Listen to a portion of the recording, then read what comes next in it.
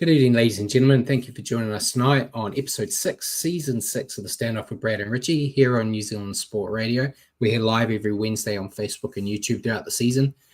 Evening, Richie. Well, that was a surprising round of my shocking picks or anything to go by. But the Warriors kept their winning streak alive, and we now have the Bulldogs as the only team yet to taste defeat. How are you, and what do you think of the round? I'm well, thanks, mate. Yeah, any round where the Warriors go 3 on the bounce is a good one in my book. Even if my tips are all garbage like yours, I'm in the same boat.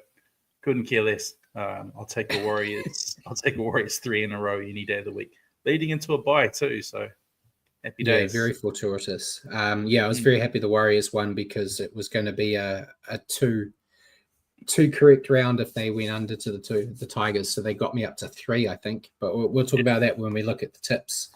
But while we're live here on Wednesday evenings at 8 p.m, you can also catch our show at your convenience on Hi-Art Radio and Spotify. Just remember to search for New Zealand Sport Radio. As always, we're going to cover everything you need to know in the week that was rugby league, including our top stories of the week, a review of the round 4 matches. We'll then take a look at the ladder, our fantasy teams, and the tipping comp. We'll then answer some questions from you guys as well as questions we're prepared for each other. And then we'll preview round 5 and make our picks, as useless as that's been recently. So remember to send us comments and questions throughout the show, and we may as well jump straight into the top stories of the week. Sounds good. First one's been going around in New Zealand quite a bit this week, but there was an article from News Corp that released over the weekend saying that Chance Nickel-Klukstad was set to reject a Warriors contract extension to take up an offer in the Super League, and that Tamati Martin was looking to go to the Super League effective immediately. We've had nothing out of either player or the club since that news, but what was your take when you saw that? A little surprised, but yeah, it's with Chance especially. I think there's a lot of talk about his spot in the team. I mean, amongst some of the fans in the first place, and that maybe the fullback spot is Tuapiki's for the taking.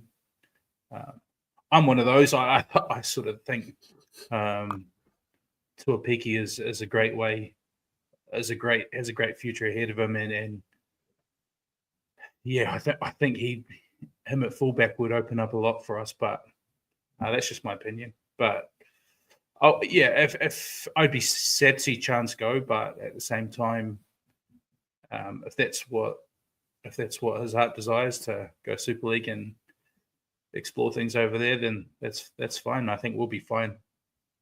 Especially if some rumors are true that maybe we've got a pretty handy fullback on the way.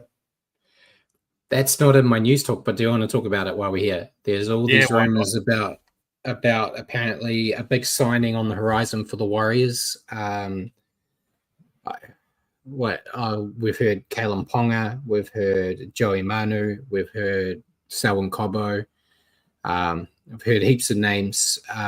We spoke before we jumped on. I don't generally take any of this rumor with any grain of salt at all. I usually wait until I actually hear it from the club, because how many times have we seen players saying they're very interested? Hazelton was one, came over, had a look at the facilities, and a lot of the times we use as a bargaining chip to get a bigger deal elsewhere. But the Warriors do have a lot of money at the moment with all those guys that left that they haven't replaced. And as Jacko said, it was April Fool's Day, rumors flying higher than ducks on opening morning. Yeah, these rumors that I was hearing were before April Fool's, though, because I did see, it was actually quite funny. There was, you would have seen it, Rich. There was someone did quite a nice fake announcement from the Warriors saying that they had signed Richie Mo'unga. Yeah. And I actually saw that Richie Mo'unga saw it on social media and commented saying he woke up in Japan and found out he'd been traded to the Warriors and said, let's go. So he was in on the joke as well. But that's the hardest part, is around this time, especially trying to find news for us to talk about today. Yeah. Trying to see which stuff is absolute rubbish and what is actually true. But It'll be interesting. They do have money, so it'll be interesting to see what they do with it. But yeah, I'm not getting too excited about any speculations right now.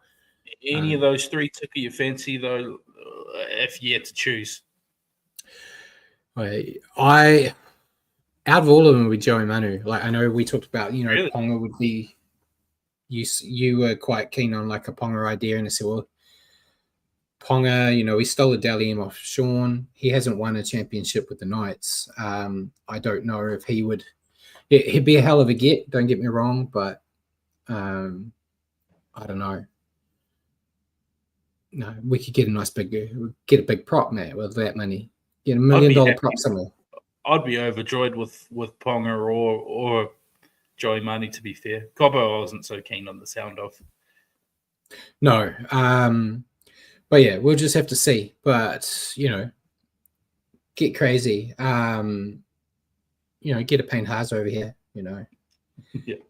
And Jacko said we've offered a young Pommy a 3-year deal. Yeah, that's later. That's in just a little bit. So we'll change it up. We'll bring that up now. There are also reports that the Warriors are tabling off the Leeds Rhino forward Morgan Gannon on a 3-year deal from 2026.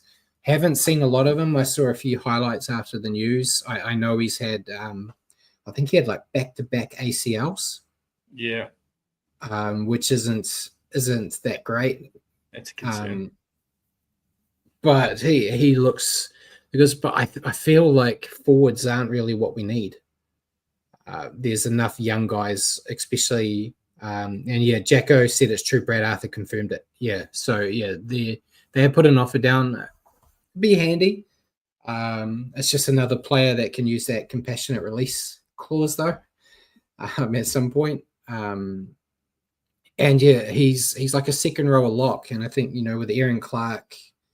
Capewell, is this Capewell's final year? I think it is, isn't it? I think so. But even with him, when he goes, you've got Laban, Halasima, Valmaga. There's enough young talent there, I think, to benefit them rather than bringing people in. But we'll see. We'll just have to wait and see what happens if he accepts that offer and if he comes down or not. But I'm sure they'll be announced tomorrow, mate, like always on these. And then Jack said, no, Cape signed 3 years, so he's got 1 year left, so he ends in 2027. So then another whole year, that gives Laban, Lecker and all that another year of, learning on the ground and being ready to go to take over and be starters. So we'll see. The NRL came out after the round and put in all 17 clubs and officials on notice after plenty of foul play that happened on the weekend, particularly contact with the head. It led to a lot of fines, but no sin bins, which was something that was mentioned a lot in commentary, especially in our game. They incorrectly announced that every contact to the head was going to be a sin bin from now in the crackdown, and then the NRL came out and said, no, that was actually not correct. There's still, sometimes where things happen. So what do you reckon? I know I've got it later on that Benji was quite unhappy with the decisions in the Warriors-Tigers game, and a lot of fans across the ditch were unhappy with Chan's lying down after getting a shoulder to the head and getting a penalty that ended up being the difference in that game. But what do you reckon? My stance when it comes to this stuff. So I just don't know why they haven't just remained consistent with the way they rule on this. That's everyone's issue. Was that the last couple of years, any direct forceful contact to the head sin bin, but to start this year it hasn't been that way as much, and now people are talking about it. Here comes the crackdown. Yeah, so that's the thing. I don't know why it all of a sudden fell away. Yeah, I don't mind if they back off like they have, as long as it's consistent. If what we saw, like I know Jacko said Luai got 2 weeks suspension, which he thought was a bit harsh. I think it was a bit harsh too, maybe a week. It wasn't like on purpose. It kind of just happened and whatnot. But that had happened, and then the exact same scenario happened with the Warriors or another team, and they got a bin. That's when I take offense to it. That they've got to. I know each tackle's a little bit different, but if you saw one team getting pinged with sim bins and everyone else getting left alone, it would look a bit sus. So we'll see what happens. I'm just happy the Warriors have a bye this week when everyone's going to be looking at this, and there'll be sim bins aplenty, I'm sure. So the Warriors can skip out on the first week when people are trying to find out what's going on again. Anything else you want to add to it? No, that's all great. Yeah, and Jacko actually made a good point as well, saying they were going to backdate Simbins if a player had to go off HAA, but it hasn't happened. Apparently, that was, we talked about that before the season started. That was an idea they had. They decided not to do it. So there were a couple of situations where that may have come in handy. But I guess I was sitting there seeing the NRL's point of view with the Simbins when I used to complain about it, because we were watching, like in the Warriors game, Ed Kossi got hit high, went off for an HIA for 15 minutes, and the player that did it got put on report and was still playing. So the Warriors lost the player. So I could see it from that point of view, but that was being very biased as a Warriors fan watching it. It may have been different if it was the other way around. But Paul, what do you reckon? It's funny, it's coming out after on the RNZ website about more than 1,000 former amateur and professional rugby union and rugby league players have joined a long-running concussion lawsuit over in the UK. It includes 280 former rugby league players in that. So it's funny how that has. I'm sure it's been going on for 4 years now, but it's funny how this announcement gets made after that. We get an update in the media about how there's a case going on about concussions. So maybe there's been something in those sort of lines that sort of tweaked a few people's attention. Yeah, I don't like when the players are doing that. You know what you're getting in for. I know I'll probably sound like the old man screaming at the hill, but 80% players, when they go down, you may know. Oh, you probably wouldn't know, Richie, because you're a back. But like when you get hurt, you don't want to go off, and you're getting told by your team, we need to get you off. You've been concussed or whatever, and you're like, no, piss off, I'm going to keep playing. Little different in a high pressure pro game, or game on the line. You still see it. So their star player hits you with a shoulder accidentally, you're going to lie down and go off for an HIA in that case, aren't you? Yeah. But I do think players need to be protected from themselves to a certain degree in this one. Just because you think something's fun now doesn't mean you necessarily think it's fun when you actually see what the results are in 20 years' time. Don't have to worry about the future, Paul. Jeez. It's all about the now. But yeah, so we'll see what happens this week. We'll probably talk about it at length next week after all the Simbins we see. Next bit, we'll touch on it briefly, but the DCE story hasn't really developed. The rumors are getting louder and louder that he's pretty much guaranteed to be a Rooster. Nothing official yet, but it sounds like that is the thing. But he spoke to the media after his team's win and admitted that he believes there's a smear. Well, not that he believes, he said there is a smear campaign against him in the week just gone, but he refused to discuss it any further, saying, I know who it's coming from and it's not appropriate to talk about, which meant, that's all people are going to talk about.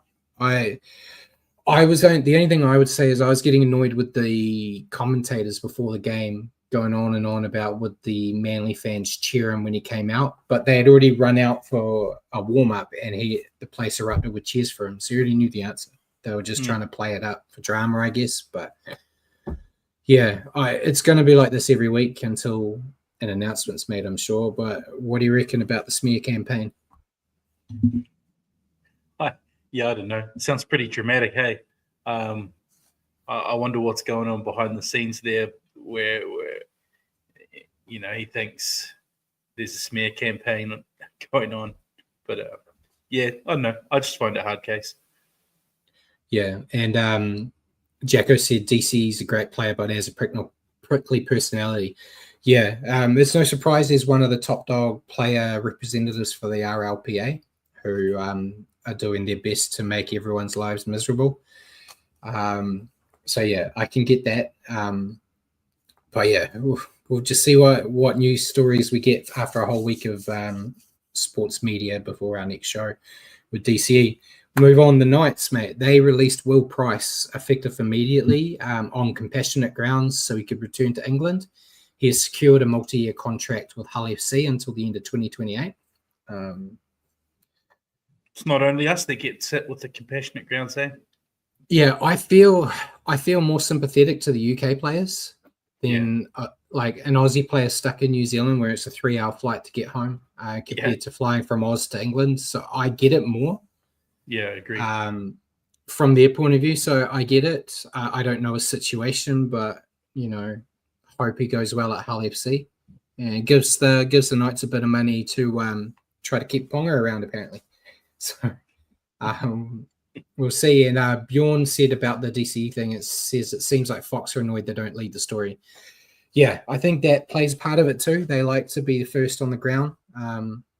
So that probably plays a bit too. He kind of took ownership of everything and said, no, this is what's happening. Kind of took it out of the media's way to leak it. But your thoughts on Will Price going back to the UK, mate? He hasn't really had his chance in the NRL. So no, that's true. And if that's what his heart set on, then that just like you, Brad, you can understand it a bit more. It's a bit more of a big deal coming over from that side of the world. So yeah, I wish him the best. And the Tigers, mate, Justin Olam announced his retirement from rugby league due to ongoing issues with the knee injury he got last year. Confirmed. Yeah, no. Confirmed now. No. Sad for Justin. I was hoping that with the Tigers, all these new players, he might have a little bit of a resurgence, but not to be. As Paul said before, you're apparently got to think of your future. So, he's doing what's best for him, and that also helps the Tigers out trying to get some more players in to help the roster, I guess, with a bit more money. But yeah, don't know what he's going to do now, but hope whatever he chooses, it goes well for him. And yeah, Jacko just said Tigers must have money now to lock up Galvin. I think that's what their plan was. If Justin's retirement happened, they were going to basically use his money and give it to Lachlan Galvin to keep him at the club. Especially with the Roosters looking at halves, Manly looking to replace DCE. There'll be some big name teams that will be willing to throw in some money. So yeah, we'll see what happens. Jason Riles, mate, he came out and said that there was a lot of rumors going around about Dylan Brown, about how the Eels should just let him go and let him go to the Knights early. And he said they've got no intention of releasing him out of his contract early. Kind of makes sense. I know he's not playing that well at the moment, but you don't really let a player as talented as him go early just because he signed a deal elsewhere. No, they need every bit of talent they can get. Yeah, they need to do something. So you can't let him go. So it's kind of a no-brainer there. But yeah, I think there was just some mates of the media from the Knights just trying to tweak things to try to see if they could, pop him out a bit early. Yes, they do. Next one, we kind of talked about it a bit, mate. Benji Marshall fired shots in the post-match presser. First time I didn't really like him, to be honest, mate. That was my bias hat coming on. I was like, oh, what a prick. But he said he believed his side got no favors against the Warriors, but did not want to explain it as he didn't want to get fined. But he was quoted saying, there's nothing more to say. If you were watching there, you'd know. As a lifelong Warriors fan, you just have to laugh when you hear statements like that. The amount of times the shoe's been on the other foot for us. I feel from a bit, in particular with that Chance one, if that happened against us, I'd be pretty angry. But at the same time, it doesn't take away from the fact that it was a shoulder to the head. Chance just had to lay down to get the goal. Yeah. There was some, they had some tough calls. I wouldn't say nothing went that he got no favors, so there were some favors in there. And in the end, they still had every opportunity to win that game. And they cost it themselves, that chip kick, which I was terrified about, where they kicked it out afterwards. The dying seconds when they had no markers, so they basically threw the play away. That stuff you can't blame it on the official. So I thought the official, I don't say it much, I thought he did all right. Like he missed quite a lot, but the game was threatening to bubble over, and he managed to keep everybody composed enough that the game was still intense, but it didn't get into a mess. And Jacko said, let's be real, if Buller had milked the penalty, Benji would have been saying, well done, lad. Yeah. And you had Taruva earlier tried the exact same thing, but the ref didn't have a bar of it because he saw the contact hit him in the chest, but he was acting like he got hit. And then I know a lot of the Tigers fans were angry that he got forced off the field for an HIA. But the Tigers elected to do that. The officials didn't stop it because there was no contact to the head. So, I feel his frustrations, but come be the coach for the Warriors for a bit and see what it's actually like, man. Yeah. And then these ones I added in just before we went on because I thought it would be an interesting topic. Payne Haas has been rumoured once again to defect from the Kangaroos to join Samoa for the internationals. This did come up last year prior to the Pacific Championship. And Samoa are apparently also speaking to Big Tino to defect as well. The NRL 360 boys talked about it, and we're not happy chappies. Gordon Tallis basically wants to kick them all out of the country, basically. So what's your thought? I know I said tongue-in-cheek before we went live that the same guys loved it when the Tongan boys left the Kiwis to join Tonga and said like how great it is for the game. But now that they're losing chickens out of their own backyard, they're getting a bit upset. What do you reckon? Just what I've always reckoned. Just make a Samoa versus Tonga alongside State of Origin. How good would that be? I'm sure it would make all sorts of money as well. Well, it wouldn't because all the players would be playing Origin, mate. They would defect back. Bugger that. They'd all choose the obviously they'd choose Origin, but how cool would it be if that was a pinnacle event as well, and everyone, all these people that are choosing Heritage internationally would just choose that and not have to worry about State of Origin. Yeah, we'll see. I still would like to see them do something more with the Origin period where they have like the Kiwis and that involved. But Origin, you're right. Origin's too big. It just it swallows everything else up. Yeah. But yeah, we'll see what happens if they can actually get them across the line. Jack has said they want the Origin money. I think that's it. I think if Origin paid the exact same or less than playing for Samoa and Tonga, a lot of these guys would probably skip on Origin. I know they go on about how important it is to them, but I honestly think it is the money. I think if you took money off the table and said you get paid nothing for Origin, I think a lot of those guys would skip out. It's the Origin payments. It's the effect it has on your market rate. If you're an Origin player, you're going to command a lot more money on the market than that's true as well. A non-Origin player, you know what I mean? So that's why it is what it is. Everyone wants to be a part of it. You want that tag on you that you're an Origin player, yeah. So we'll see what happens if the Kangaroos hit the panic button and start making changes to the Origin eligibility to stop losing big names out of the Kangaroos or not. We'll see. But I don't know. We'll move on to signings, mate. There were only really 3. I'm sure there were a few more that leaked in today, but I wanted to stay away from everything the last 2 days in case there was an April Fool's one and make me look like an idiot. Yeah. So I've got the Dolphins have officially signed Francis Molo until the end of 2026. We all knew it was going to happen. We were just waiting for the confirmation. That's happened now. Thoughts on that? It's not really a breaking news moment. No, it's decent. It's a good bit of depth for their pack. Yeah. Fins. Yeah. The Raiders have also signed Jaden Brayley from the Knights on a 2-year deal. That's a good one. It's a good one. It's interesting because I thought Tom Starling and Owen Paddy have been looking really good as their hookers. Yeah, but that's true. But if Brayley stays injury-free, he's class. Yeah, exactly. But Starling has been going well, so.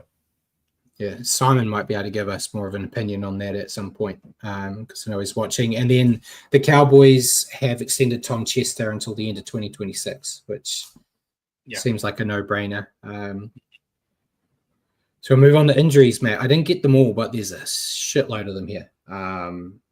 And Jacko said Taylor May's looking for a contract. I think the Tigers will want to get him. I was meant to put that in. To the news, he spoke. He said he's focusing on his rap career right now, and that he does wish to return to the NRL, but he's going to wait until God tells him to. So when that happens, I don't know. So we'll talk about it when we talk about it. So we'll go into injuries, mate. There's shitloads. I've just kind of grabbed the big dogs. So Tom Trbojevic, he had that week off after, getting hurt in the Warriors game. He lasted a half, and he has done his NCL in his left knee instead of, and they reckon he could be out for a month. No luck. I think this is Manly's biggest worry with DCE leaving, is that, you can't rely on Tom Trbojevic to be healthy for a whole year. No. And Simon just said, I was just out of the room. You wanted my opinion on something on the Raiders signing Jaden Brayley on a 2-year deal when you got Tom Starling and Owen Paddy already there. That's what I was talking about. But yeah, Tom Trbojevic, thankfully they've actually got a guy in Hopewadi that's doing an okay job filling in for him. So you guys all right? I think they'll be okay. It's not like the old days when if Tommy's out, you don't pick Manly. I don't think I picked Manly this week, though. Spoilers ahead. But not for that reason, I don't think. I can't remember. But yeah, tough. I feel for him. You never want to see a guy get injured, but he just has the worst luck. He does. But, yeah. And then Victor Radley from the Roosters, he fractured his cheekbone. They reckon he's only going to be out a week. So he'll just miss this week. I was a bit worried for him because, it's like 2 games in a row where he's been taken off for an HIA. He could be another one of these guys that ends up, hanging the boots up early. But too tough for his own good, I guess. Yeah. Yeah. Then Sifa Talakai from the Sharks, he failed his HIA. He's going to miss this week. And Kale Iro from the Sharks as well. He did his hamstring, and they reckon he's going to be out for 3 to 6 weeks. The week I pull him into my fantasy team. So rookie mistake.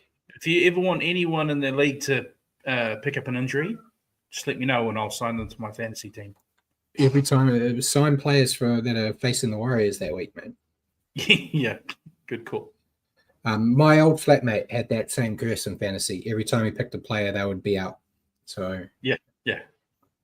Then Rabbits, Alex Johnston just came back, mate.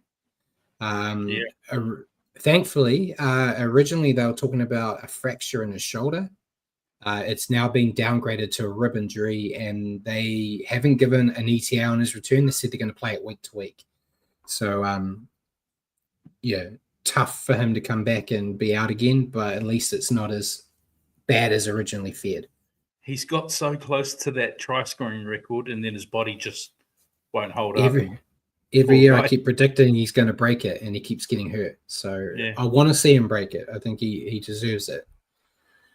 But yeah, we'll see what happens. Then we got 3 from the Panthers. The poor old Panthers, man. There was a sniper up in the thing, just getting rid of all their players. But Scott Sorensen fouled an HIA. He's got an 11-day stand down. Brian To'o was out for a month with a hamstring injury, and then Trent Talau, he got a knee injury. I couldn't see an ETA on that, but I guess they're saying Cleary's back. We don't really care. I don't know, but To'o was going to be a big loss. Yeah, To'o was a big loss. It was hamstring earlier in the year too that kept him out. Kept him out of Vegas. Yeah. Yeah. And then the last 2 were Raiders. Ethan Sanders fractured his eye socket and he's out for 6 to 7 weeks. And then Albert Hopewadi ruptured his ACL and is gone for the season. Poor bugger. It's terrible. Which, it's terrible for him. Thankfully for the Raiders, what's his name? Tamale?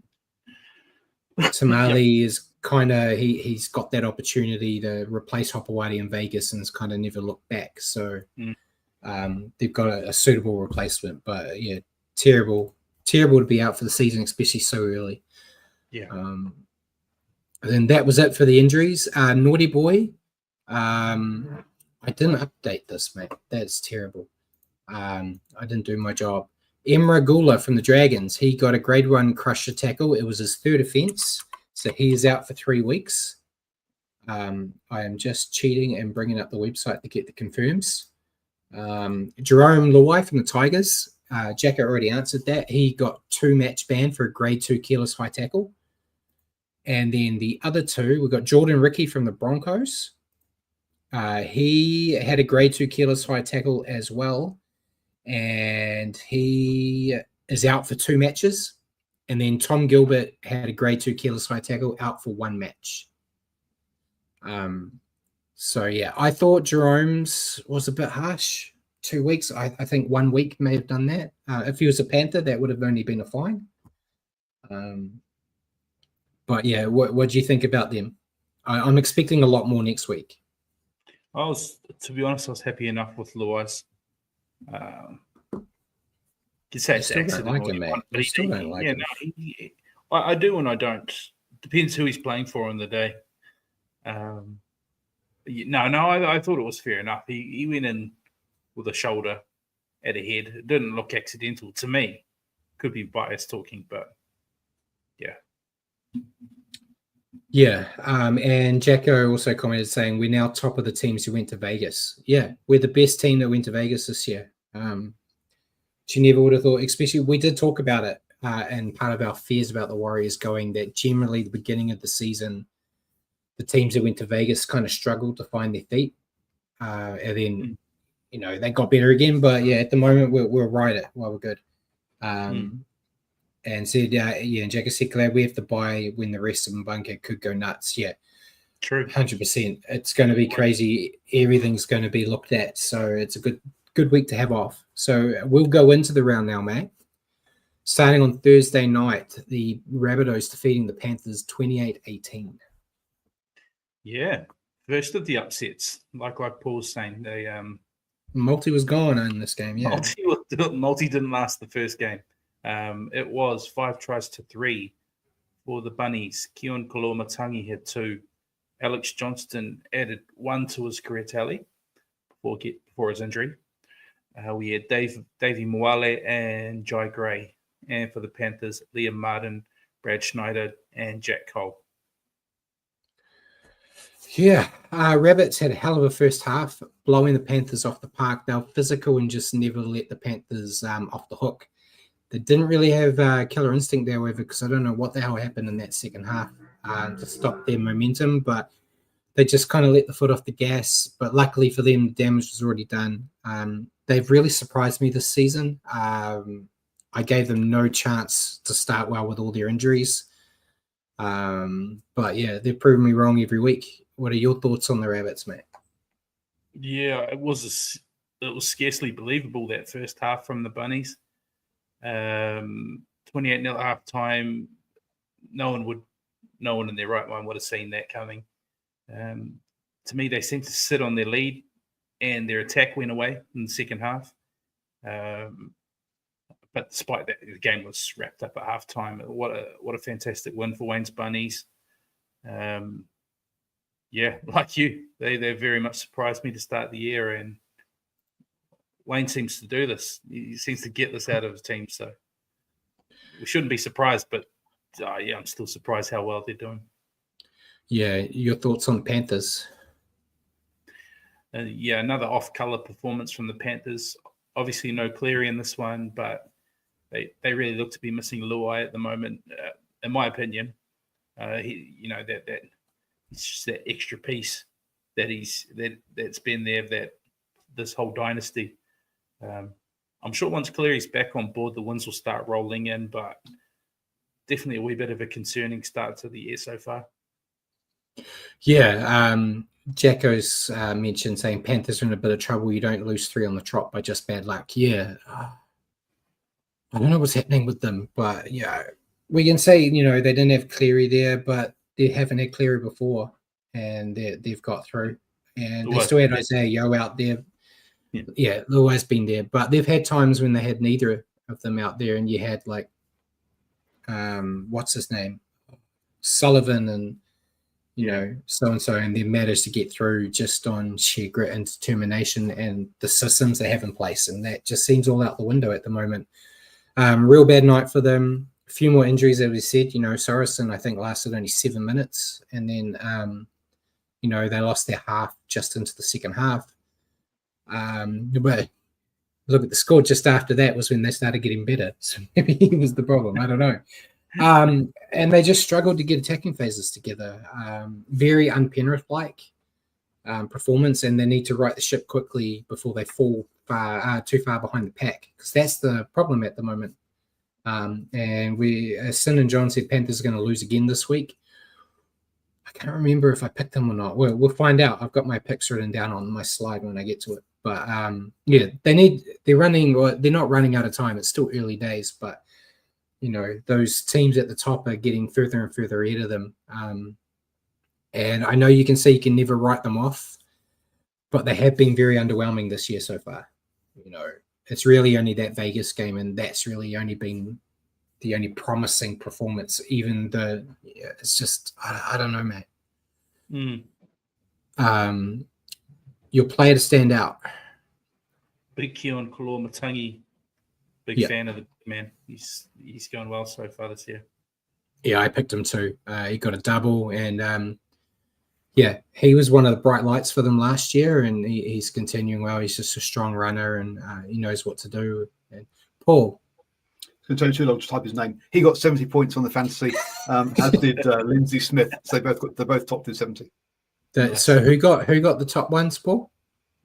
The guy you mentioned, Kalor-Matangi, and Lindsay Smith. That's close. It's better than me talking about Marky Mark from the Roosters, so I'll give you credit. What, Nwangani Tuasi? Yeah, stop it. Sure, no. Speaking of that, we'll go to that game. The Titans defeating the Roosters 30-12. When he scored, man, I was like, Richard has to say his name again. Mate, it's fine. I've been working on it. Yeah, it was 5 tries to 2 in this one. For the Titans, AJ Brimson had 2. Jaden Campbell, Philip Sami, and Tino Fa'asua-Malawi. For the Roosters, Mark Nwangani-Tuasi and Dom Young. Smooth. Big Tino and Marky Mark in one go, mate. Well done. I've gone the blocker route where I just always call him Big Tino instead. He's too big for me to insult by butchering his name. But yeah, Titans took some time to get into the contest. It was tough out there in the middle with both sides fighting for dominance. Then after the hour mark, the Titans appeared to flick a switch with their attack opportunities and started to bear fruit from those opportunities. Missed tackles are still a concern, but they kept the Roosters to 2 tries, so they are improving. Like I said last year, miss 100 tackles as long as they don't become points. A nice upset win for the Titans and a great confidence booster ahead of their match against the Dolphins, which you would expect them to be favoured in that already. But I think a loss here may have, given the Dolphins a little bit more of a chance. Your thoughts on the Titans? Yeah, I thought it was a great win from the Titans.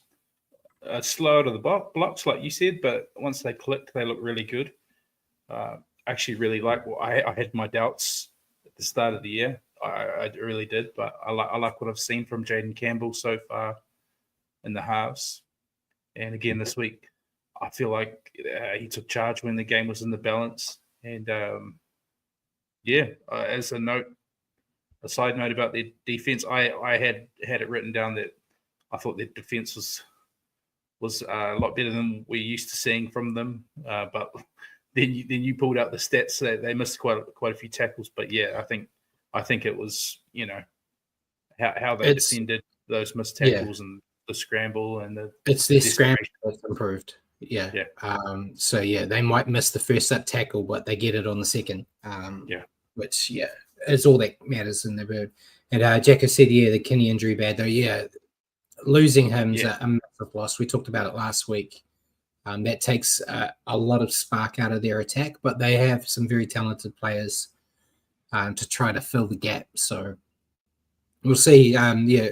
Completely going well above what I expected from them this year already. So hopefully it's the opposite for them, where they're playing really well, and then when they play the Warriors, they're really bad, as opposed to other years where they're poor and then they become superstars against the Warriors. So fingers crossed. Your thoughts on the Roosters? Yeah, not great again from the Roosters. I thought their back five was solid again. Mark Nawanga-Nituase, I just always find myself impressed with him, watching him, just his physical presence and speed. But yeah, I just think the Roosters will have weeks like this while their roster's in a bit of a rebuild. You know, they might come out and surprise some weeks like they did against the Panthers, but then they're going to have weeks like this where they're just underwhelming. But yeah. Yeah, and Jacko said Townsend's had better times. Yeah, I think, they signed him, as a handy backup, not expecting him to be the one, kicking off and being the main dog for the beginning of the campaign. But yeah, they did start well, I thought, that try through Mark. But yeah, they just struggled throughout the contest to build cohesion. They looked lost at times. That comes down to a bit of Townsend as well. Looked lost with the ball in hand. When they managed to keep hold of it, they had 19 errors in this game. They looked low on energy and confidence. And when the Titans got that second win in the back end of the second half, they just couldn't keep up. My prediction of a tough season for the Roosters seems to be one of the only things I've got right this year.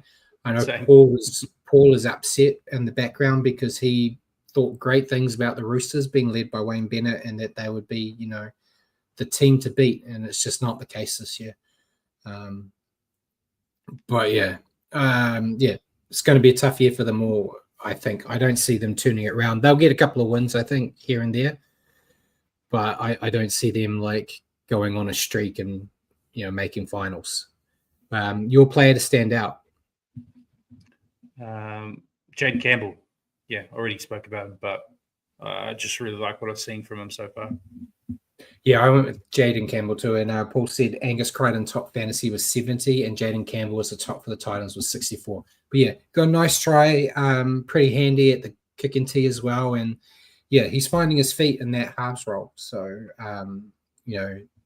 that's good for the Titans now. And I think going to be great for the Titans in the future. So, fantastic performance from the Titans.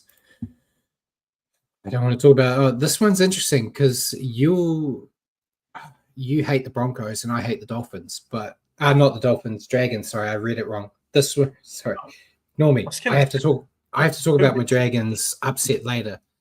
Broncos defeating the Dolphins 20-12.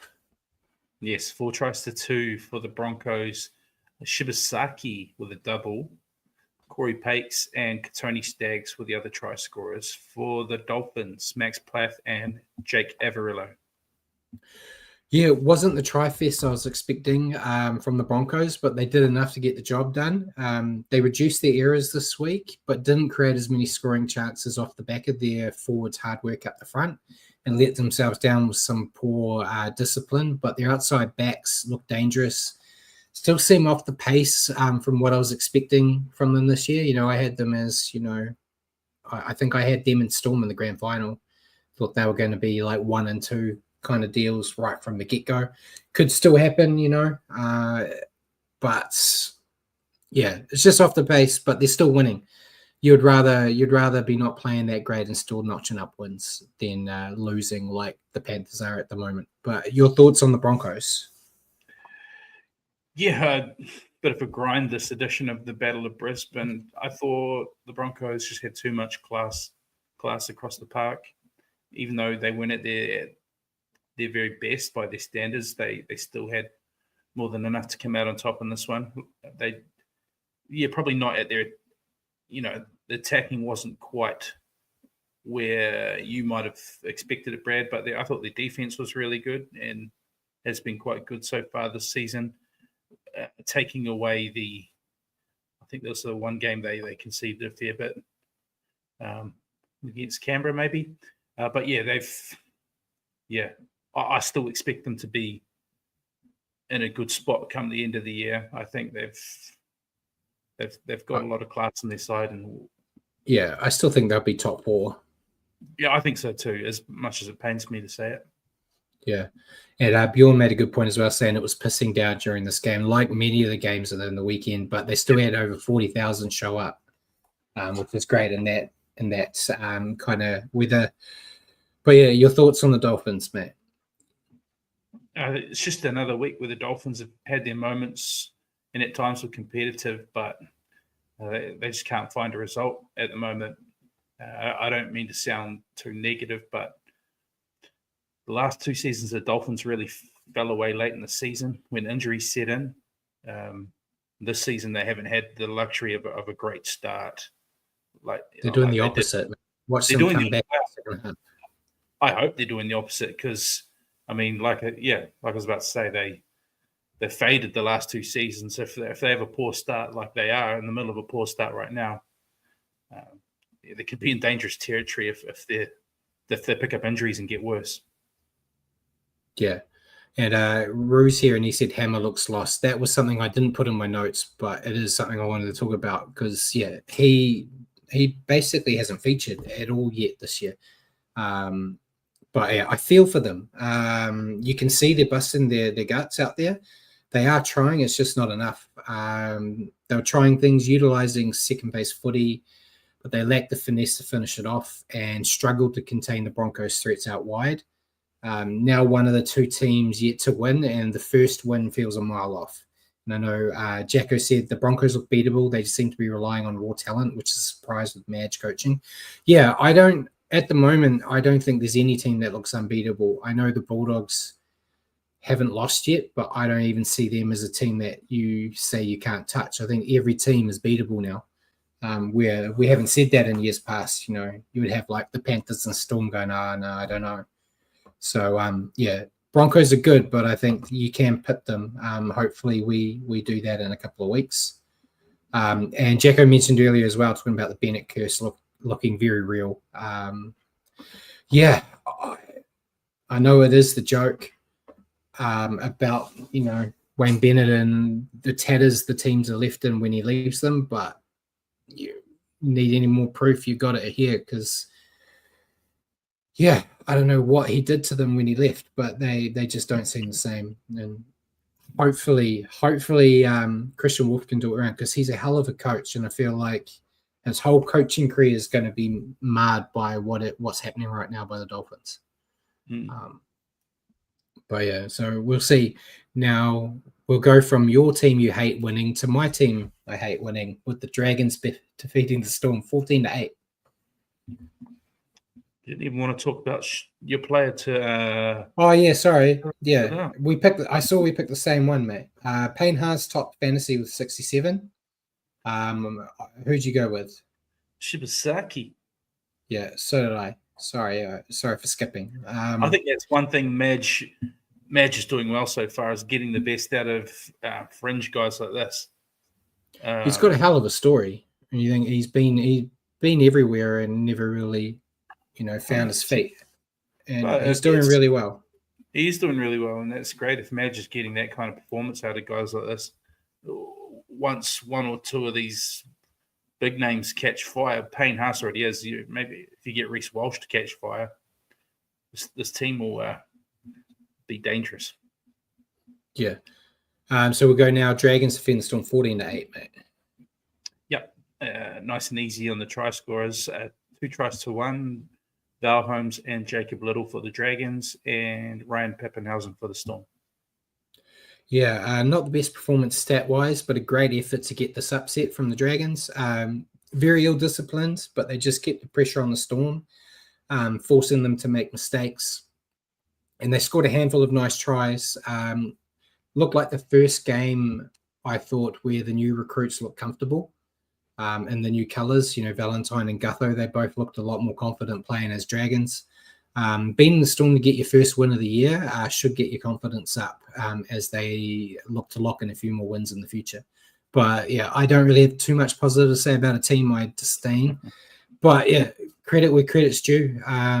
They more than deserve to get this win. Your thoughts on the Dragons? Yeah, I thought it was a very courageous win for the Dragons to kickstart their season. Perhaps the weather maybe a little bit played into their hands, but you can't take anything away from the Dragons. I thought the way they played, they did really well to nullify a lot of the Storm's threat for the most part of the game, and really deserved the win. So, what a way to kickstart your year. Yeah. Just going at the stats, I mean, 9 penalties conceded by the Dragons to only 4 by the Storm. Did they drag the Storm down to their level? Did they play with the dirty tactics and get under their skin? Maybe. Potentially, I've got some theories, but I'll wait. Your thoughts on the Storm? Very unstorm-like game. I think it really highlights the importance of Jerome Hughes to this team. His absence certainly didn't help things, but the Storm were ambushed in this one, and yeah, it's the first defeat of the year. And I think, to Paul's point, yeah, I think definitely there was an element of Dragons forcing the Storm to play down to their level. That type of style of team with Shane Flanagan. He loves that sort of stuff, the dark arts and the grind. So, yeah, I think it definitely was about that. Yeah, and Paul kind of said it already, but the Storm led most of the stats, but just struggled to get into the contest with a horrible error rate with 15 errors. Really missed Jerome Hughes, as you said. Missed a steady hand out there. And it looked at times that Munster was trying too hard to make things happen, like kind of overcompensating for Hughes not being there. But end of the day, they were just beaten by a better side. They said they were dragged into the mud and they came out dirty. I would have preferred them to have an off night in round 6 when they faced the Warriors, but they've probably got it out of their system now, and Jerome Hughes will be back for that game too. So that's great. Great for us and great for the Storm. Trent Loureiro top fantasy with 58, and Jaden Sewell was top for the Dragons with 50. We didn't go for the same player, and we didn't go for a fantasy leader, so this is a bit new. But who'd you go with? I went Val Holmes. I thought he was good. Scored a nice try. Was 2 conversions penalty. Yeah. So I thought he had a decent game. I went with King Gutho. I think it's the first time he's actually played well since wearing the Dragons jersey. And yeah, I think if he can kick into gear, the Dragons are going to be really tough to beat, as much as I hate saying it. We'll go to the next game. Another bloody upset, mate. Cowboys defeating the Raiders 30-20. Oh, it's not an upset if you tip the Cowboys like I did. One of the only ones I got right. I can't crow too hard. 5 tries to 3 for the Cowboys. Murray Taulagi, Jake Clifford had 2 great tries, solo tries from him. Robert Derby and Tom Dearden for the Raiders. Joey Tapine, Xavier Savage, and Tamale were the try scorers. Yeah, it was a tight tussle with plenty of errors and penalties against both sides, but the Cowboys were desperate to finally get themselves a win, and it's a bit of a cliche, but it looked like they just wanted it more here, and they wouldn't be denied. A quiet night for the forwards. John Bateman was having a shocker. Felt like every time I saw him on the TV, he was either getting penalised or dropping the ball. But the Cowboys backline picked up the slack and looked dangerous, specifically Jake Clifford and Jackson Purdue. Still a lot of work to do, but with a win under their belt, maybe things will start to improve. But they must back this up with another win.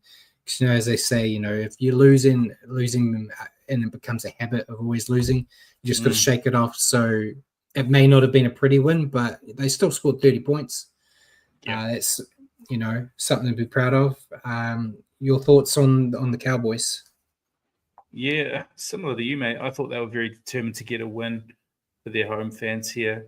They were definitely far better overall this week.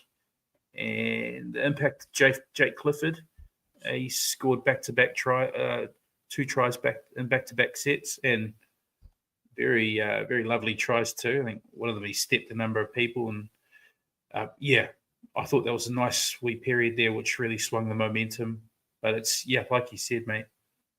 They were desperate for any type of win, so that's a good one. It's a good one to pick up there. Yeah, and your thoughts on the Raiders? Tough one for the Green Machine. I just thought they were out enthused by a desperate team looking for their first win. We've seen how good they can be in the first couple of weeks. They'll be keen to bounce back as soon as possible. Yeah, Ricky will be keen as well. I'm sure he's going to be delivering some sprays. Yeah, tough night at the office for the Raiders. Just too many errors and penalties kept them on the back foot. Struggled to contain the Cowboys' backs and just either had the wrong game plan or didn't stick to it. That's really all I could put it to. A tough lesson and a loss, and we'll need to bounce back this week against a tough Sharks outfit, hurting from their loss. And Jacko said he always rated Clifford, but he's taken a while to show how good he can be, which segues us into your player of the match, Matt. Who'd you pick? I had to go with him. Yeah. Yep. I thought he was outstanding the whole match, and he's got that big kicking game. But yeah, the 2 tries really swung things in the Cowboys' favor before halftime. Yeah, I went with Clifford as well. That double in quick succession, and just really any top fantasy Paul's got in here was 72. I think a few weeks ago I kind of went I felt dropping the other kid. Is his name Duffy? I can't remember. It's that long. That's how cruelly NRL is, Matt. You're gone for a couple of weeks, you've forgotten. Thought it was a bit harsh on him getting dropped when it wasn't necessarily his fault the team was losing, but Clifford's kind of taken this opportunity now. Has to back it up. You can't just be great in this game and then go back to being like a Chad Townsend. So we'll see. But I was very impressed with how he went. We'll go to the next game, mate. Bulldogs defeating the Sharks 20-6. Yeah, cracking game, that one. 4 tries to 1 for the Doggies. Jacob Preston. Bronson Sherry had 2, and Stephen Crichton for the Sharks. Just the 1 try to Kale Ero before he went off injured. Yeah, another impressive performance from the Bulldogs. They worked as a unit and ripped the Sharks apart. The backs look dangerous, and while they get as many scoring, they didn't get as many scoring opportunities as they may have liked, but they made them all count. However, it's their defense that is the strength of their game and the reason they're remaining undefeated. They tackle in numbers and exert pressure on the opposition. They scramble well and are just so hard to break through. If they keep that up this season, they will be a tough team to stop. But as I said earlier, they are beatable. It's just you got to find a way to crack that D. And I think once you crack it, I think you'll be able to expose it a bit more. Your thoughts on the Doggies? Yeah, I thought it was a statement win for the Dogs. Another away win too, sorry, yeah. Home at Shark Park, which is a big deal. I thought their game plan was on point and their pressure and defense just suffocated the Sharks, who usually don't have too many issues scoring points. But, that Bulldogs defense just didn't give them an inch. So, I thought this was a real warning shot performance from the Dogs. Yeah, and Jack has said Doggy fans carrying on like they won the grand final. Yeah, it can be a bit hard on social media sometimes with some of these fans getting a bit too big for their boots. I can't Who talk let on the dogs out? Who let the dog? See, like that to keep the Union guy in the background for a bit. He bailed time out. Yeah. Yeah. I don't know. Your thoughts on the Sharks, mate? Yeah, it just wasn't their night. They definitely tried their hardest, but everything they threw the Doggies just seemed to have an answer for. And, just not the happiest of nights for their attack. But, the people leading the attack, the Hines, the Trindles, they just couldn't find any purchase anywhere. So, I still think they're going to be one of the stronger teams in the comp this year, but they just ran into a team who was really on form tonight, and the Sharks were that little bit off, and it was the Dogs were just too good on the night. Yeah, a real off night for the Sharks. I talked about it last week about the combination of Hines and Trindle being dangerous with both players picking up the slack for the other. but they just didn't look like they're on the same page in this one. Probably more specifically Hines. He seemed a real lost out there at times. The forwards were tuning out the meters, as you expect with having a guy like AFB out there for you. But even with that forward momentum, they couldn't turn it into points, as they just couldn't figure out how to crack that Bulldogs defense. They need the whole side to be playing together if they want to be a top 4 side and a title contender. Lost for words on how to describe why they couldn't be better here. But your player to stand out, Jacob Preston, top fantasy with 77 points. Yep, I went with the fantasy. I was super impressed with Preston. Got the first try, set up Bronson Sherry's first try with a lovely offload, and just was dangerous the whole night. Yeah, I went with Bronson Sherry. He always impresses me, and he got a nice double and seems to be really building his confidence up to be like a proper threat out there. So I went with him. I had to. Yeah. Which takes us to the next game, the first game on Sunday, mate. The Sea Eagles defeating the Eels 26-12. Yep, 4-2 for the Sea Eagles. Jason Saab, Lehigh Hapawadi, Corey Waddell, and Tolu Kola. For the Eels, Joe Ofahingawe and Sean Lane. Jeez, I'm looking at my notes. So I wrote a book about the Sea Eagles here. I was expecting more tries out of Manly here, but perhaps the DC news throughout the week and the early exit of Tommy Turbo took the wind out of their sails. Plus, the weather wasn't really that great. But despite that, they never lost control of the match and essentially had it in the bag at halftime. As Paul just put in the comments, it was 12-0.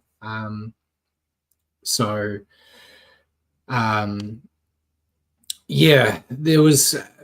They just refused to let the game out of their grasp, and then they put a quick flurry of tries on at the end to put any chance of the Eels upset out after that try in the 55th minute from the Eels. But losing Turbo for the next month is going to be tough. But Hopewadi, as I mentioned earlier, seems to be more than capable of trying to fill that void. It was just a performance we kind of expected. In this type of matchup at the moment. Your thoughts on Manly?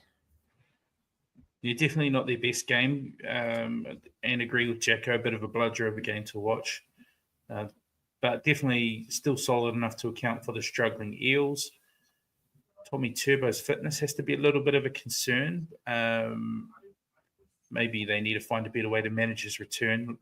You mentioned they have a pretty handy replacement at fullback now with Hopewadi.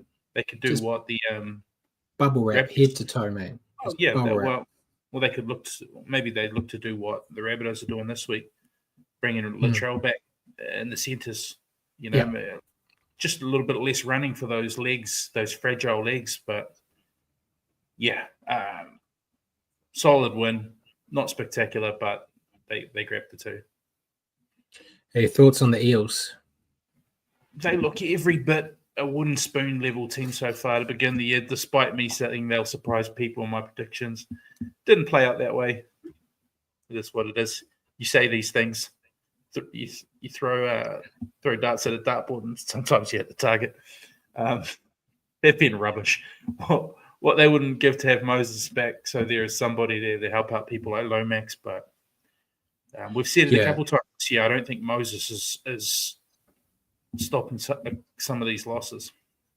No, and I forgot to mention in the news, apparently his injury isn't as bad and they reckon he'll be back sooner than they announced. I felt sorry. They showed poor old Dylan Walker sitting on the sideline watching his new team play. I was like, mate, it's of all teams to have to go to when you're leaving the Warriors effective immediately, you go to the poor team that may end the year without a single win.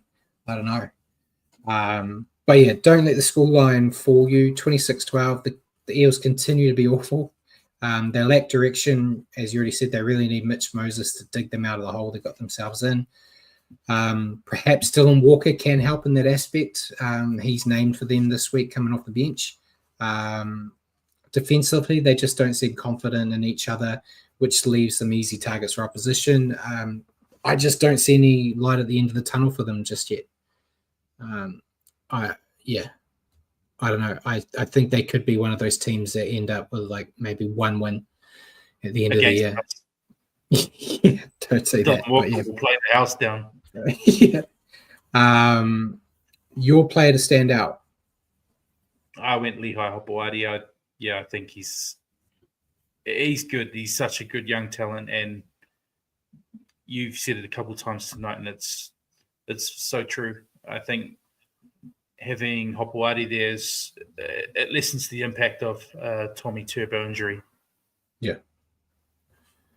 Yeah, I went with him too. He's a hell of a talent. Like most of those Hopewadi kids are, to be fair.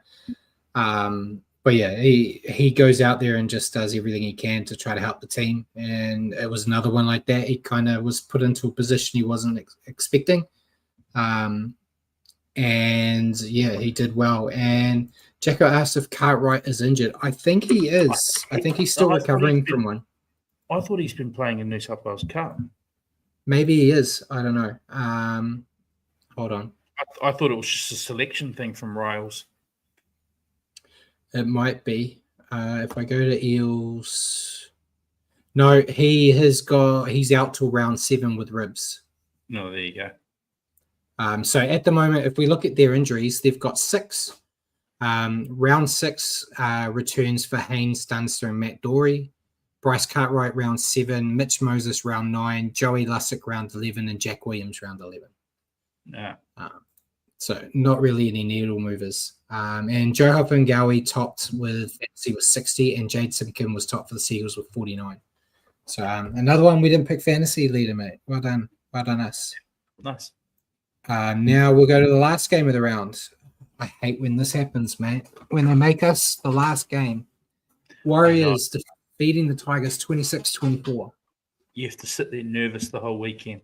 But no need, we won.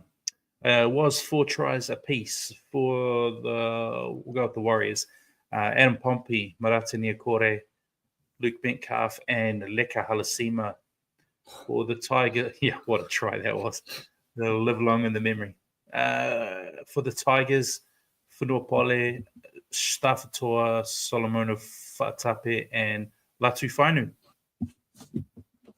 Yeah, another gritty win from the Warriors here. They look to have the match in control, but defensive lapses allowed the Tigers to get back into the contest. They didn't drop their heads and fought to the bitter end. An amazing try from Leka Halasima handed the side a lift and energy, which they rode on to victory. A handy 2 points before going into the bye.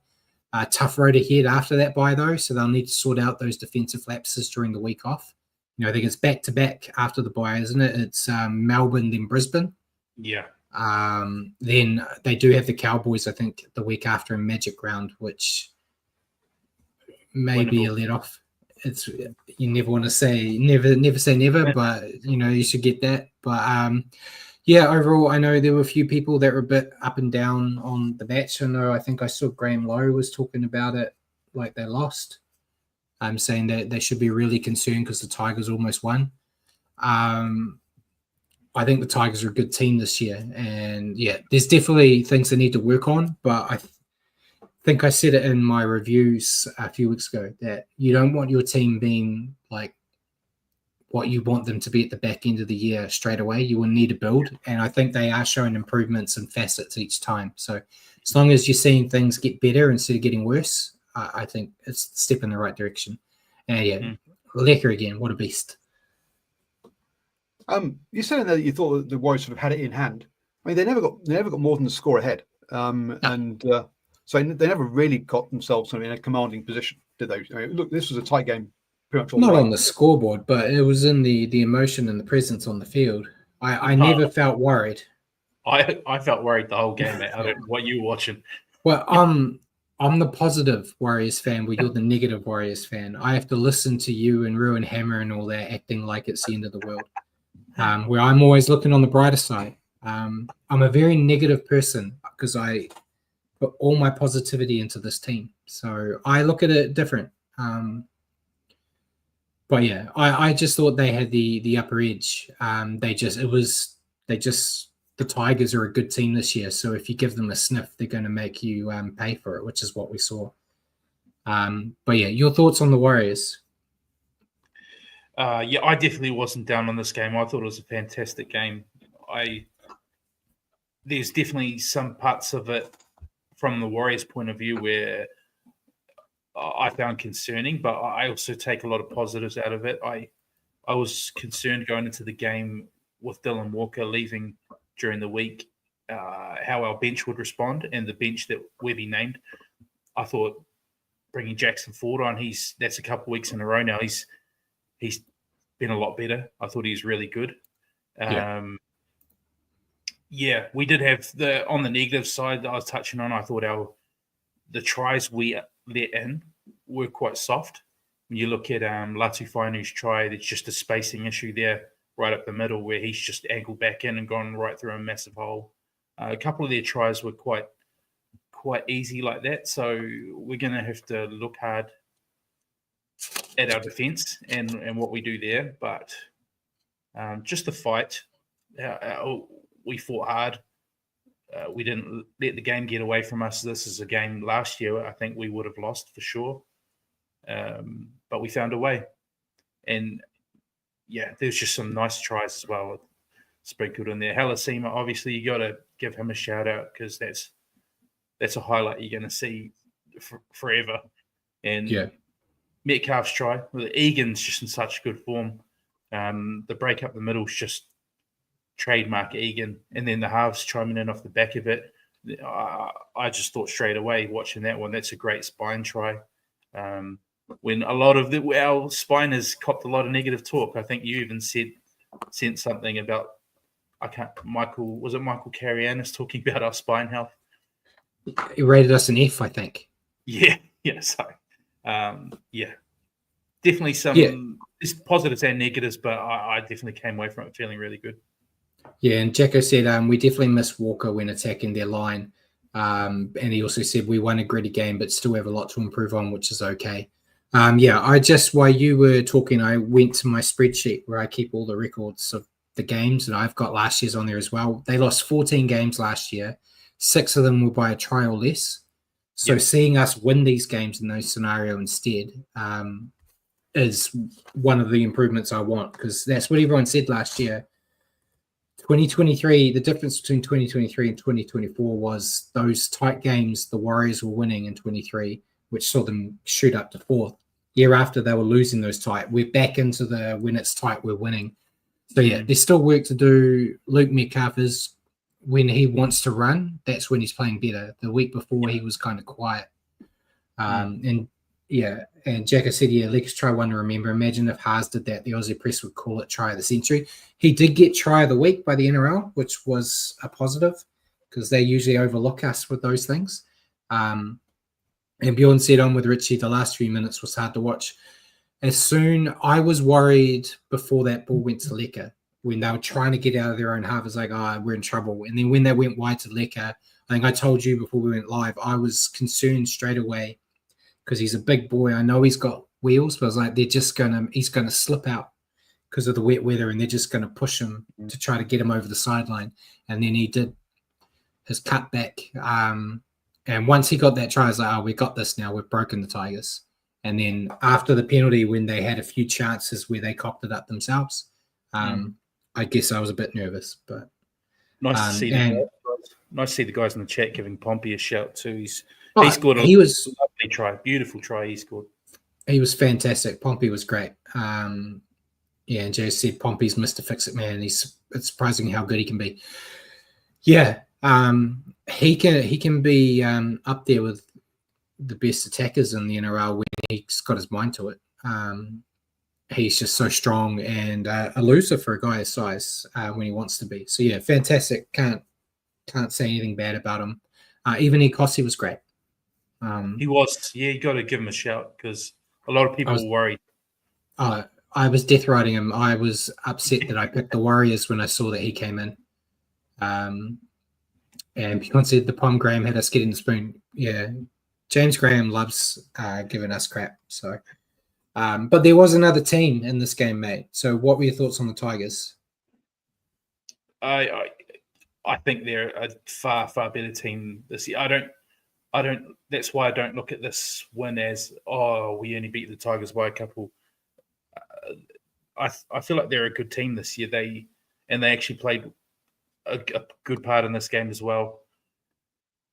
Had things gone their way, had the refs not seen favorably in our favour on a couple of instances, the last penalty, this game could have gone Tigers' way as well, and then we'd be heading into the bye off the back of a loss.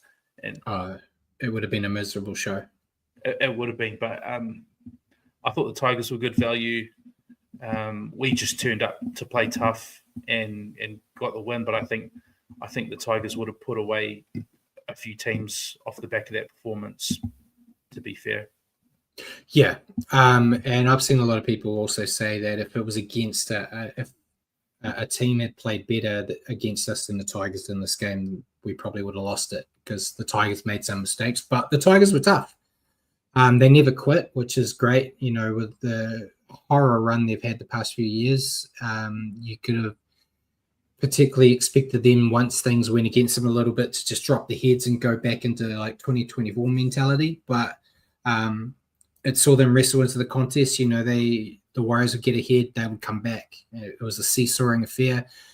Had some issues with discipline and their finishing. They had 2 disallowed tries. You know, the first one or the second one, the obstruction, you're like, that just happens sometimes. Terrell May's ones was just down to user error. He should have done that a lot better. And if they got those tries, I think you even said it as soon as it was scored, said that's the game.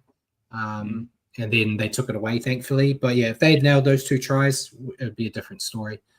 I think they started to panic when the Warriors got that lead with 8 minutes to go. You saw they were really not out of ideas, but they were trying things that they just weren't really on the same page for, like the nice chip kick Jerome Luai did, where it was early in attack account.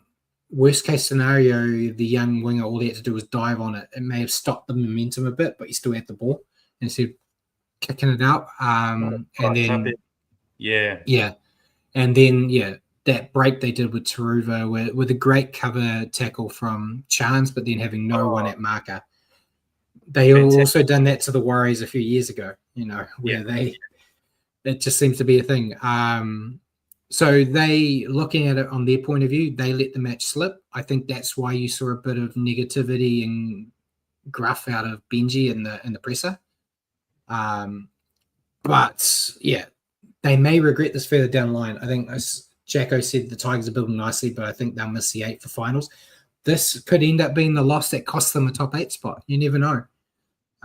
So yeah, it is what it is. But yeah, despite the loss, I think it's still a great start for the year for the Tigers. But yeah, the moment you don't have someone at the marker, it's a no. That's like schoolboy basics, having a marker there. And Bjorn asked if I will boo Adam Pompey at the next home game. Most likely. We've got a while before the next home game. So he may do something to earn a boo in that time. You never know. I'm not the only one. Go to a home game and you see people boo him every time his name's announced. It's not just a me thing. I can't tell you. It's just a me thing. It's not a me thing. Your player to stand out. I had to go with Lecker off the bench. Yeah. I had a feeling you would. If you didn't, I was going to. He's just the ideal prototype rugby league player in my books. Just big, fast, athletic. I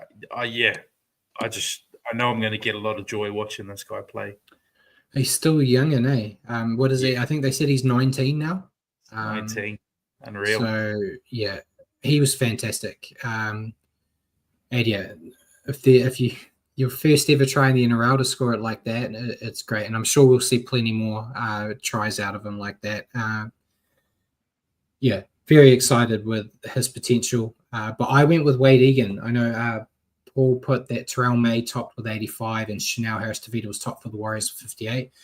I thought Wade Egan was integral to the team's attack. He knows he's been really good this year, picking and choosing his moments to snipe out a dummy half.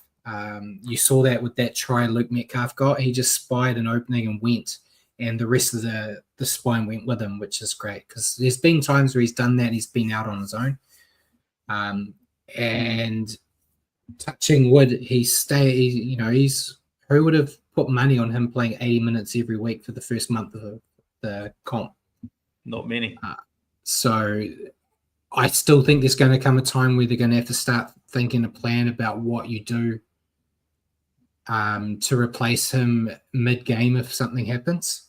Because when we had Dylan Walker, you could say, well, we'll just throw Aaron Clark out there or Dylan Walker, but there's no Dylan Walker now, and you look at that bench we had, there's no one on that bench that would really become a hooker. I still think Aaron Clark would just shift to Aaron Clark would go into there. And then someone would fill his hole. Yeah. I think so. I think they'd probably do that and bring Barnett out to lock or something, or Jacko. Yeah. I don't know. But yeah, Jacko said two things. He said we have a real impact on the bench now. Lecker, Dimitri, and Ford all cause mayhem when they come on. And Egan's back to 2023 form, but I'd like Healy on the bench to give him minutes off or burn out. I just love the look of Healy. And Bjorn also said he's going to boo him at Suncorp for me, meaning Pompey. So I appreciate it. I mean no disrespect to him. He's very lovely when I met him in person and very big. But you gotta boo someone in your team, right? There's got to be one. He's mine. Logan Swan passed the torch. Logan Swan doesn't deserve the right to be called a worrying player. To wash that out of your mouth. So that was the round. So we'll go on to the ladder, mate. You had top 8 last week, so I'll take it. Cool. So Bulldogs, only undefeated team, number 1. Seagulls have gone up to 2nd place. Broncos have moved up to 3rd. The Storm, after that loss, moved down to 4th. Titans have gone up to 5th. Warriors up to 6th. Rabbits up to 7. And Knights are up to 8th. And the Tigers have taken its rightful place at number 9. Rightful place at 9. Sharks in 10th. Dragons in 11th. Raiders 12th. Panthers 13th. Cowboys 14, Roosters 15, Dolphins 16, and the Eels last place. Yeah, so only 2 teams without points now. Surprising. Out of everyone in the bottom that aren't in the 8, the only 2 I'm really surprised at right now are Panthers Sharks. I expected them to be up a bit more, and seeing the Titans, the Warriors, and the Rabbits in the top 8 is surprising for me in my predictions I had at the beginning of the year. So good spot for us to be in. So hopefully we stay there. We'll move on to fantasy. We don't really need to talk about it too much, mate. 2 shit rounds in a row for us. You got 680. Your round 4 rank, you were 13th, 135,849. I got 734 and I'm 63,384.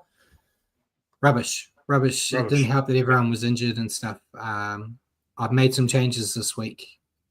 I should have had Terrell May as my captain. I was contemplating it, but I thought Munster and the Storm were going to do a number on the Dragons, so I backed him. But yeah, Fish and Terrell May have been doing me proud, and Luke Metcalf had a good game too. So we'll move on to the tipping comp. You can tell Bjorn doesn't know anything about league because he got 5 in this round. So yeah, he definitely doesn't know what he's talking about, mate. Him and Michael Pazzuto both top scored with 5. Then Hammer got 4. And then the rest of us got a combination of 3 and 2. So Bjorn's top of the table now. Then ACT Hellcat, Michael Pazzuto, Harry Poppins are the top 4. Steinman's down to 5th. I'm 6th. The boy from SMB 7, and your boys 8. Then you guys that aren't in finals contention right now, Hammer's at 9th, Roscoe at 10th, and you dead last, mate. What's going on? I don't know. I'm doing the Parramatta Eels right now. Yeah. And Mike Harrison said Broncos and Warriors game sold out. Hopefully everyone turns up. And and we don't. Yeah, so yeah, it should be a sellout. It's always hard because there's so many of those members that just either don't show up or they don't go and sit in their seat, because a lot of people don't sit in their seats. They go in behind the goalposts where you are right by the beer and food and stuff. So it's hard. You know me, you went to many games with me, hundreds of games. Once I sit in my seat, I don't like to leave it under any circumstances. So I'm always in my seat. But yeah, we'll move on to questions now. I see Paul had a couple that he starred, so we'll go with them first, Matt. Okay, so Bjorn asked, do you think the Warriors would be better or worse if Guz had not left to go to the Bulldogs? I don't know. I don't know how much of where we're at now do you attribute to his stint when he was with us? I feel like we'd be in the same position. We'd just probably have Seraldo and all the Panthers players instead of the Bulldogs. I don't know. I feel like we still would have gone with Webby. Webby, I know they've talked about it before. Webby was a pro, or there were discussions with Webby to be our coach a lot earlier than what he was, but he himself said he wasn't ready yet. That was back when Peyton did that shock rejection on live television of his deal. They were talking to Webby back then. And he said, no, I still need to learn my craft a bit more. So I think they always had Webby in mind. So I think that would have stayed. And I think with Webby's relationship, we probably wouldn't have gone for the Panthers. So I feel like we probably would have ended up in the same spot. I think maybe our pathways may have had, well, even our pathways are done all right. I think it's good now. Everything he did, I think, has helped get us to where we are. So you can't take that away from him. But I don't know if it would have changed because he had already done enough of the groundwork. No, that's not really answering your question. So no, I don't think I think we'd be in the same spot. Okay, then. And who will be the last one to win, Dolphins or Eels? Dolphins. That's just the toss of a coin. So you're saying the Eels are going to get a win before the Dolphins? Yes. Pure guess. I am going to hold on. You're going to. I'm looking at the draw. Yeah. So Eels have got they play each other in round 10, and I think the Dolphins will beat them in round 10, and the Eels will be the last to win. Okay, there you go. Perfect. I'll say the Eels will beat the Dolphins. And then the Eels will win. Trying to see when they play us. In round 26, the Eels will get their first victory at Mount Smart Stadium against the Warriors. They're playing the Dragons this week. Come on, Dragons just beat the Knights. They're the best team in the comp. Not the Knights, the Storm. Dragons all the way. No, I think the Dolphins will get one. They've got too good a team. I don't know what's going wrong, but their team's better than the Eels team. I think you watch the Eels will win this week. But yeah, that's right. The Titans followed by the Panthers and then by the Storm. We know the Panthers are crap, so clearly they'll beat the Panthers. Oh yeah, Dolphins are That's the questions from the live chat, guys. All right, so we just talked about it, but you may as well go on with it, mate. What was your question to me? My question to you was about the Dolphins, actually, Brad. After starting really well the past 2 years, they're really struggling so far this year. It's probably a very obvious reason why. Do you think there's any other reason apart from the Wayne Bennett curse? And what do you think Christian Wolf needs to do to turn around their fortunes? Well, first thing you need to do is go and scan every inch of the grounds, change room, locker room, and find the voodoo doll that Wayne Bennett left behind and get rid of it. But I don't know. As I just said, he's got a good team there. I think he's just got to get them working together. I feel like they're not using their strengths. And that's the thing. You'll see it by Dean and Kemp whenever he talks about being coached by Wayne Bennett. Wayne Bennett's not an X's and O's type of guy. He just gets guys to believe in the jersey and play for each other. And that's why they respond. So maybe Wolf isn't that style, and maybe it's just an adjustment period for players where they're used to like getting amped up by a coach to do the job, and then maybe a guy that's a bit more technical kind of takes some of the wind out of the sails. I don't know. I've had great coaches. I've had bad coaches. I've been a bad coach. I know what it's like. So I don't know how to turn it around, mate. I was one and done in my coaching career 1 year, and I never wanted to do it again. But Paul, have you got insight? Oh, and quite clearly, it's got to change the coach. What they should have done is put a sacrificial coach in for one game. They should have taken the jersey man and gone, "You're the coach for the first game." Then sack him and go, "You know what? You're not the new coach now. You're not the next coach after Wayne Bennett. You're fine." That's how they should have done it. I'm going to keep note of that. When the Rabbits decide that it's finally time for Wayne Bennett to retire or he moves on, I'll give them a call and say, "Bring me in. I'll be the coach." One game. Get in there for one game. Yeah, one game. Pay me a little bit of money. I'll take that curse away with me. But yeah, they just basically get Hammer involved.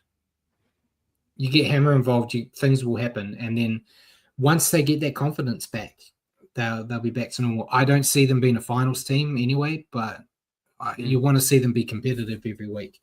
Yeah. So, yeah. Would you have any thoughts? No. Great. I love how you just have you just want answers. You have no idea for yourself. I try to give you questions that I already have an answer to, so I can talk about it. But no, well, I see Christian Wolf as a good coach. Yeah, I see the Titans. He's a great coach. I see the Titans squad as a strong squad, lacking a little bit of depth. Dolphins, mate, not Titans. Sorry, yeah, Dolphins. We've seen it the past couple of years. They started really well, few injuries, and really hurts them back end of the year. So they've got what it takes there to win games, but it's just for whatever reason it's not happening. That maybe it's a confidence thing, like you say. Yeah, I think he's a great coach. As I said, when we were looking for coaches, he's the number one target I wanted before they announced Webby. Wouldn't throw Webby away for anyone now. Maybe one, but he'll get them. He'll get them right. Paul. So, do you want Webby 6 days a week and somebody else on match day to handle the bench? To be honest, I'd be happy to help him. He can do it all, and I'll just tell him, okay, put so and so on, take so and so off. I could do it. I'll just send him texts during the game. He could probably hear me yelling at them on the sideline when they're playing at home when to take people off, because they never bloody listen. Just need like a bat signal, but a Leka Halasima one. He can see me. It'll end up like the old days when I used to just scream out about putting Paliasina on.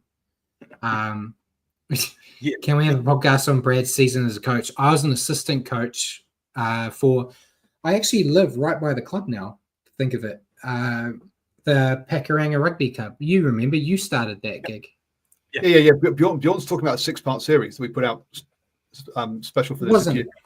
So this wasn't that good. Bjorn, this could be an off-season thing. Maybe we'll get maybe we'll have some specials during the off-season about There's this. There's no material. Like 13, 14-year-old kids, weren't they? It was under 14. They were under 14s, and it was in Pakuranga where it was an influx. There was an influx at that time of families from Afghanistan. So it was a team of like 80% Afghanistans playing in Pakuranga and playing against kids my size from other areas of South Auckland. So it was more watching cricket scores. But they loved trying it. They never played it before. But yeah, it's not for me. Constantly arguing with the head coach and arguing with the refs and stuff. So I'm not a coach. I'm a player. So yeah, no, there's nothing good about that for a podcast. But my question for you, mate, we predicted that the Warriors wouldn't play finals this season. After the first rounds, have you changed your stance on that? Obviously, you can't change your prediction, but can't change my prediction. My optimism levels have definitely changed. I'm a lot closer to believing than I was 3 weeks ago. Put it that way. We've got the bye, and we'll come back and have a couple of tough games. Interesting to see how we fare in those. I'm hoping we put up at least a good fight and pick up one, if not both of those. Or both would be ideal. Very tough. Pick up one out of those two, I'd be pretty pleased. Yeah. Be extremely pleased if that one was the Storm. I'd love to get that monkey off the Warriors back, getting a win over the Storm. Getting that monkey off our back, I think, would do wonders for our confidence levels. It could be the year for it. You know, they ended the streak against the Roosters, so maybe. Yeah. But yeah, I'm kind of the same. I'm a bit more confident that they could be towards the bottom of the 8 finals team. The next 2 weeks is what's going to, change it. As you know, mate, every year I always put money on them to make the 8 anyway. So it will help my money. But yeah, I'm a bit more confident than I was coming into the season. But I think my preseason prediction, I had them 10th. So they were just on the cusp of the 8 in my predictions anyway. So yeah. And that was it for the other questions, Paul? Correct. Yep. Final stretch. We'll go into the rounds, mate, and discuss who we're picking. So it's the multicultural round, as you know, because they always love doing multicultural round and leaving the Warriors out. It's the New Zealand team. It's typical Aussies for you. But there's some good matches in here. Starting on Thursday, we have the Raiders and the Sharks. I have gone with the Raiders. Oh, yeah. I was extremely torn on this one, so I'll go the opposite way from you. I'll go Sharks. Yeah, I went with Raiders simply because it's at home. Yeah, 100%. I can see a big argument for that too. The TAB disagrees with you, Brad. They've going with Richie. $1.65 for the Sharks, their favourites, rather than the Raiders at $2.25. I got 3 out of 8 last week. Do not trust me on any. So did I. Yeah. And then first game on Friday, we had Panthers Cowboys. I've gone with Panthers. They can't lose 4 in a row. No, surely not. And Cleary coming back too. Yeah, the TAB's got that $1.22. The Cowboys at $4.25. So yeah, heavy favourites. Next game we have Rabbits Roosters. I've gone Rabbits. Me too. Yeah. Just the form thing. It's going to be tough here with the Wayne Bennett coach Rabbits playing the Wayne Bennett coach Roosters, but $1.65 for the home team there. Yeah. First game on Saturday we have Eels Dragons. I've gone with the Dragons because I just said the Eels aren't going to win till like round 26, so I can't then go and pick them. I think the Dragons will get them here. But last time I picked the Dragons, they lost, so who knows? I locked in the Dragons on that one too. Yeah, they are the favourites at $1.57, but there's no way I'm adding that one to the that was not being included in the multi. I'm not going to argue there. I think you're both wrong. I think the Eels have got that one. I think that's their first win of the season. Oh. The 1-win Dragons. 1-win Dragons. Best team in the comp, Paul. I've turned a corner. Next game on Saturday, we had Titans Dolphins. I've gone Titans at home, and I just don't think the Dolphins will get it. You watch. This will be the week the Eels and Dolphins both win. Probably, yeah. But I've gone Titans as well. And their favourites $1.46. And after you just said that, I'm not backing the Dolphins. I'm leaving that one out multi as well because you said that. I put the doubt in you. Yeah. Final game on Saturday is Broncos Tigers. I've gone with Broncos. They're at home. Yeah. No Luai. No Luai for the Tigers as well, yeah. What do you think, Paul? The Broncos at $1.14. Yep. Yeah. Then on Sunday, we have Manly Storm. I've gone with the Storm. Yeah, Storm were going to bounce back, I think. I know they don't have Jerome Hughes, but you went Manly? No, I went Storm. They very, very seldom drop a couple games in a row. So Manly Sea Eagles 3-0 at home so far this season. So you're taking it off the multi? I actually, I'm going to go to Storm. I think they'll bounce back, as you say. I don't think they'll go back-to-back losses, but I think it's a bit of a. I don't think it's as foregone a conclusion as a lot of people will think. No, I don't think so. Fox Sport are paying a bounty to the Storm for anyone that can hurt DCE after everything he said about them this week. So watch him to exit the game early and a Storm win. Insider knowledge there. And in the final game, we got Doggies Knights. I've gone with Bulldogs. Me too. Yeah, they're playing at home. Form team. I just think that they're too good at the moment. So if you guys had both hadn't both gone Dogs, I was going to put the Dogs in the multi anyway. I'm sorry, but okay. that's a definite one there. All right. And before we let everyone go, I saw Bjorn asked how many were suspended during the season. I assume that's the players in my team. None. They were too young to teach the dark arts to. I did try, but I was told by my head coach not to. Saying we don't want to teach these kids bad habits. You can't corrupt them at that. That's a very impressionable age. I do recall a game, mate. Sorry, we're going off topic. We've got heaps of time. It's fine. You're ruining the special series now, bro. No, they were literally, by the time I ran out there and gave them water for going under the post because of a conceded try and got back to the sideline. Admittedly, I'm not the fastest runner. I was already having to turn around and go back for the next try because they were getting thumped. Like point a minute, basically. And it got to a point where I just said to them, we're not going to win this game. You're not probably even going to touch the ball. Just hit someone. Worst case scenario, you might get sent off, but then you don't have to keep playing in this abysmal game. And that's when I knew my coaching career probably should stop trying to set up violence. But for what was this? 8-year-olds, you say, or 13-year-olds? No, they're under 14. They're like 13, 14. So little tip, Brad. When you're running water for the guys in that situation, don't run back to the sideline. Just run behind the posts outside the goal area. Yeah. See, that would have been smart. You got the end on view there. You can talk. Say you're looking at running lines. You're looking at positioning end on. So you actually want to get a better view. I had no training. Okay, I can barely play, let alone try to coach. Here's my. See, this is me bringing experts. Yeah. I'm enriching you at this point. Yeah. No. Bring me in for the dark arts. Like do special session like once a season or something. And yeah, Bjorn asked no turbo, right? Yeah, there's no turbo. Sorry, going back to the Manly game. But yeah, anything else you want to add? Yeah, Bjorn also asked if my Super Rugby tips doing any better. Yes, I'm actually leading a Super Rugby tipping comp, so I'm not completely garbage at everything. Just the thing I like most and like to talk about. Well, it's Super Rugby, right? It's you can pick that blind. It's easy. Yeah, there's only like one team playing in that competition. So, last week I was like, it's clearly 4 home wins, and where the hell did Command Pacifica come from and thrash the Crusaders? I mean, that came out of nowhere. But I'm not allowed to talk about that tonight.